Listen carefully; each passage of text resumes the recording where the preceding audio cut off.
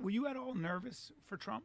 I was definitely hyped up. I was excited because I wanted to. There's a lot of questions I need to answer. Did you feel pressure? No, not pressure. Pressure No. mean like make sure you covered everything you want to cover. No. Just like I knew what was important. Did you not prepare for necessarily. it? Yeah. Did you ask him why he was so pro-vaccine? No, I didn't. But I also wanted to be rigid because there was a moment where he brought up the polio vaccine. I was like, oh, I don't want to correct him.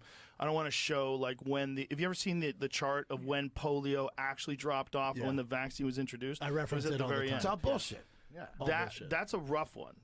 When you look at the actual, like, there's a bunch of them. Measles is another one, and you look at what actually happened. Vaccine talk as a exactly, and I don't want to get involved in a podcast where there's a lot of shit I want to get to. Yeah. I want to know what the fuck is in the JFK files. Did you? You know, That's what we talked about that. that. I didn't see that part because I've seen. He said there's a lot of people that are through. still alive, and I said, okay, so that's why you wouldn't release it because some of the people that are going to be implicated are still alive. So what that's saying to me is that the government was involved. 100%. Everybody knows. But that. I said that, and he kind of he danced a little. The politician came out. No, he's real good at you ask him a question, and he starts to answer it, but then he takes you on a totally different route. The weave. You got to bring him back in, but you got to be respectful. So it's like I knew that's the way he does it, but I'm like I understand what you're doing, sir. But let's get it back to what I was asking you. Yeah, you did that. You did that a couple times. I was like, I want to know what that first fucking day is like, and I don't think I really got that answer out of him.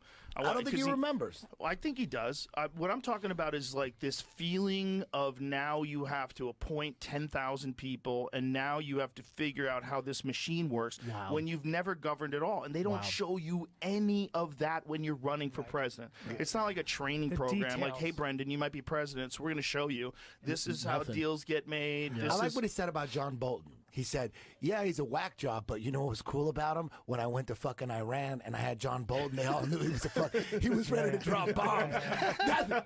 He's called him a whack job, but he had his purpose. That kind of mindset.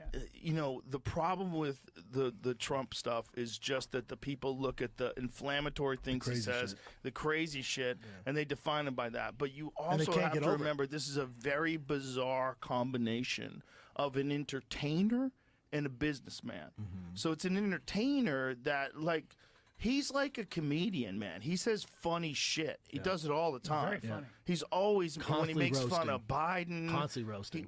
He's funny, He's man. New York. He's very New York. I mean, He's it's the quick. fact that the nicknames he gives to people that they have to be Tampon funny. Tim. Yeah, if they weren't, if it wasn't funny, he wouldn't use it. Like Tampon Tim. Yeah, But my part of point his came up with genius that? My seeing point where is you're from. people don't know what to do with that. Yeah. And they want to pretend that all these other people are somehow or another like morally better because you don't get to see the real them.